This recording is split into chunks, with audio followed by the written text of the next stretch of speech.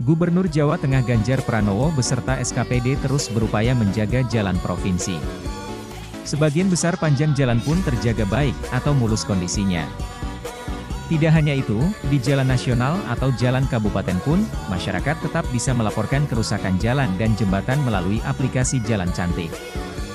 Siang ini, tim dari PPK 1.3 Provinsi Jawa Tengah melakukan kegiatan rutin jalan sapu lubang di Jalan Sultan Agung Semarang. Sapu lubang ini dilakukan di ruas-ruas prioritas atau jalur strategis yang banyak dilalui kendaraan. Program bertujuan untuk menambal jalan dan pemeliharaan rutin sebagai bentuk layanan cepat pada masyarakat. Matur nuwun petugas di lapangan, sehat-sehat dan semangat selalu.